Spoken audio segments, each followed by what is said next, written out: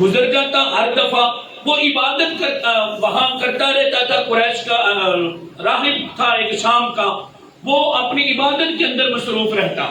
جس وقت جناب ابو طالب جناب محمد رسول اللہ صلی اللہ علیہ وسلم کو ساتھ لے کر گئے. 8 سال کی آپ کی عمر مبارک تھی اس وقت. جب آپ تشریف لے کر گئے, وہ راہب اپنے عبادت خانے سے باہر آیا. آ کر اس نے دیکھا رسول اللہ صلی اللہ علیہ وسلم کا, اس نے ہاتھ پکڑا. فَأَخَذَ بِيَدِ رسول اللہ صلی اللہ علیہ وسلم, آپ کا ہاتھ مبارک پکڑ کر اس نے کہا هَذَا سَيِّدُ الْعَالَمِينَ, یہ سارے جہانوں کے سردار ہیں.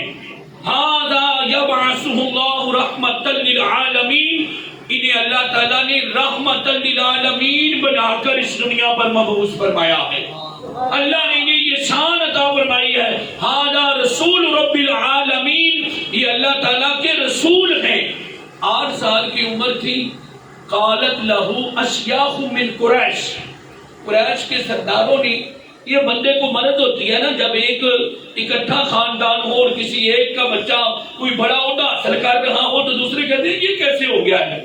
قریش والوں نے کہا ما علمک, اے جڑیاں گلاں کرتے ہیں بیا, یہ اللہ کے رسول نے 8 سال نبی عمر مبارک کے رحمت للعالمین بنا کر اللہ نے بھیجے نے, یہ ساری کائنات کے رسول نے, تینوں کیویں پتہ لگ گیا یہ اللہ کے رسول نے. اس عیسائی راہب نو قریش کے شیخوں نے یہ کہا کہ ما علمک, تجھے کس نے بتایا ہے؟ تو اس نے کہا تم نہیں دیکھ رہے, جب یہ تم آئے ہو پہاڑی کی اوڑ میں تھے تم, جب وہاں سے آر سے باہر تم سامنے ہوئے میں دیکھ رہا تھا. فلما اشرفوا من العقبۃ لم يبقى شجر ولا حجر الا سجدا, جب سرکار وہاں سے سامنے ہوئے ہیں تو ہر درخت اور ہر پتھر انہیں سجدہ کر رہا تھا. ولا يسجدان الا له لنبي, یہ پتھر اور درخت صرف اللہ کے نبی کو سجدہ کرتے ہیں. اس لیے میں نے دیکھتے ہی یہ جان لیا ہے کہ یہ ہے وہ جن کا تورات کے اندر ذکر ہے, جن کا انجیل کے اندر ذکر ہے, جنہیں اللہ نے رحمت للعالمین بنا کر اس دنیا پر مبعوث کیا ہے, جنہیں اللہ تبارک و تعالیٰ نے ساری کائنات کا سردار بنا کر اس دنیا میں مبعوث کیا ہے. جیسا کہ فاضل بریلوی رحمت اللہ علیہ فرماتے ہیں کہ سرور کہوں کہ مالک و مولا کہوں تجھے, باغ خلیل کا گلے زیبا کہوں تجھے, تیرے تو وصف ہے بے تناہی سے ہے بری, میں حیران ہوں میرے صاحب میں کیا کیا کہوں تجھے. ختم سخن رضا نے اس پر کر دیا, خالق کا بندہ خلق کا مولا کہوں تجھے. پھر فاضل بریلوی کہتے ہیں سب سے اولا و اعلیٰ ہمارا نبی, سب سے بالا و اعلیٰ ہمارا نبی, ملک کونین میں انبیاء تاجدار, تاجداروں کا آقا ہمارا نبی. اللہ تبارک و تعالیٰ نے آپ کو یہ عظمت, یہ شان, یہ رفعت عطا فرمائی ہے. 8 سال کی عمر مبارک ہے اور وہ عیسائی راہب آپ کو دیکھ کر پہچان گیا ہے. اور آپ اس نے کہا کہ قریش والو, روزانہ تمہارے قافلے یہاں سے آتے ہیں اور شام جاتے ہیں, لیکن آج میں تم سب کی دعوت کرنا چاہتا ہوں, آج میں تم سب کی دعوت کرنا چاہتا ہوں. وہ عیسائی راہب نبی پاک صلی اللہ علیہ وسلم کی عمر مبارک 8 سال تھی, آپ ملک شام میں تشریف لے گئے, اسے اتنی خوشی ہوئی, اس نے کہا سارے قافلے والوں کی آج میں دعوت کرنا چاہتا ہوں.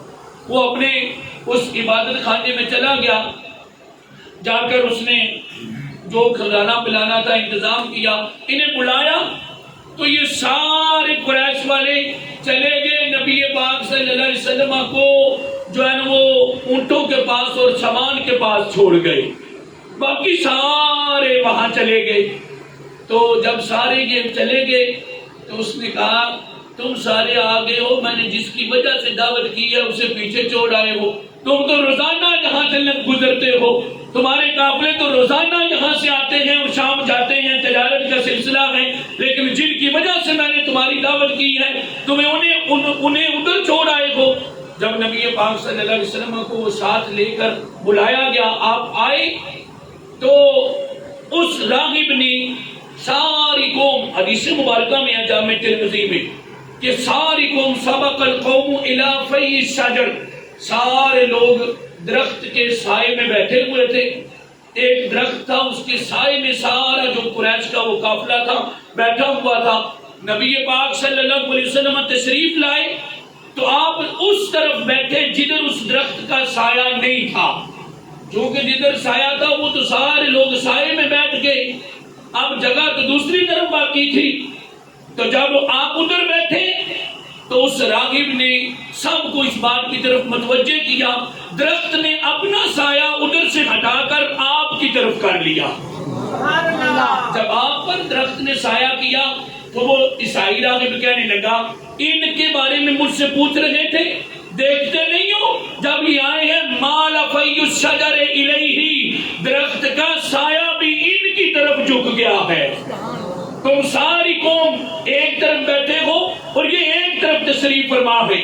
لیکن یہ سایہ کا جو سائنس کے لحاظ سے بھی جو اصول ہے وہ ہے کہ اگر سورج مغرب کی طرف ہے تو درخت ہے اس کے سامنے تو سایہ اس کا مشرق کی طرف ہوگا. لیکن یہ درخت نے خود سایہ پھیر کر امام الانبیاء صلی اللہ علیہ وسلم پر کر لیا، اور یہ آپ کی شان ہے. اسی حدیث پاک میں ذکر ہے کہ جب آپ آ رہے تھے اس راغب کے پاس تو آپ پر بادلوں نے سایہ کیا ہوا تھا. جب آپ درخت کے پاس تشریف فرما ہوئے تو درخت نے آپ پر سایہ کر لیا.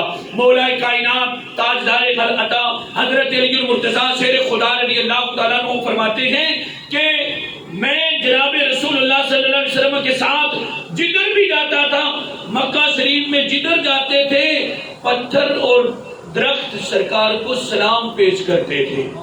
یہ بھی جامع ترمذی میں ہے، اور وہ کہتے ہیں السلام علیکہ یا رسول اللہ صلی اللہ علیہ وسلم.